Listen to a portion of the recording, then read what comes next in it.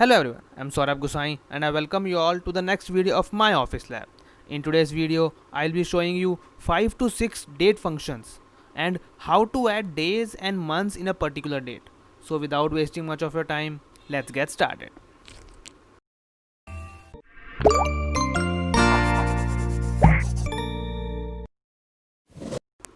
Let's start with today's date. For that, I can use the formula equals to today bracket close, and when I press the enter key, I will get the today's date.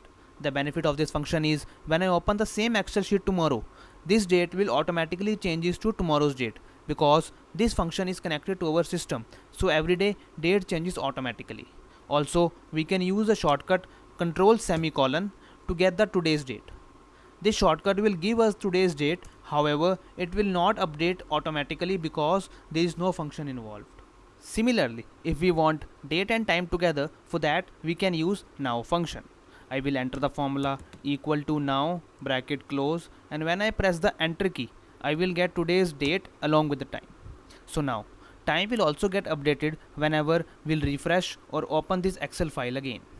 And now as you can see, we have a date in a cell, and if we want to know what is a day or a month, or if we want to extract day and a month in a separate column, then we can use day and a month functions, and similarly we can get year with the help of year functions. I'll show you how.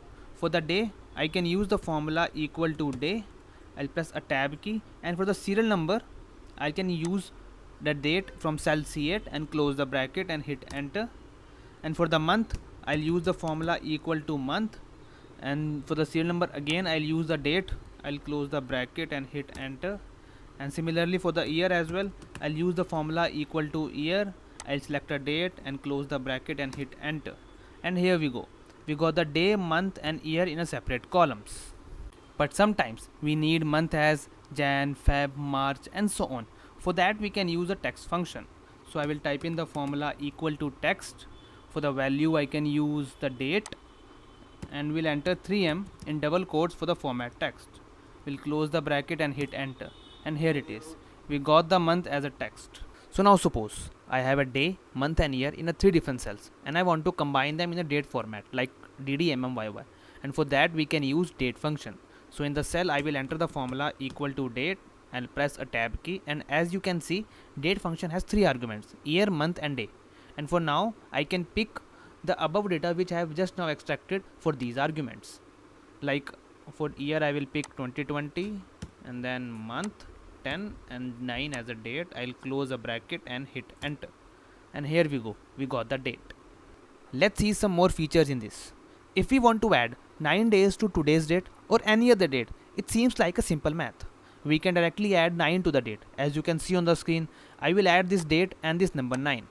So in the cell I will enter equal to, I'll select the cell which contains a date plus number, and when I press the enter, I'll get a new date, which is 9 plus 7 is equal to 16th of May. Similarly, we can subtract the day 9 days from the date.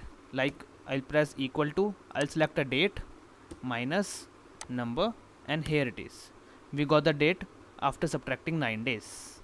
In the same manner, we can add or subtract the number of months from a particular date, but for that we need to use eDate function. So to add 9 months to a date, I'll type in the formula equal to eDate. I'll press a tab key. As you can see, there are 2 arguments, start date and months. So I will select this date as a start date and 9 as a number of months. I'll close the bracket and hit enter, and here it is. I got the date. Similarly, to subtract the number of months, I will enter the formula equal to eDate. I'll press a tab key. We'll select a start date, comma, and we'll select minus 9, as to subtract we need to use minus sign along with the number of months. Now I will close the bracket and hit enter. And now in the result, we will get a date 9 months back from the start date. Also, if we want to add and subtract the number of years from a particular date, for that we need to convert the number of years into months, then we can use eDate function. So that's it for today. If I was able to refresh your Excel knowledge, then do hit a like button and comment down below which function you will be using. And yes, don't forget to subscribe my YouTube channel. Stay safe and keep learning, guys.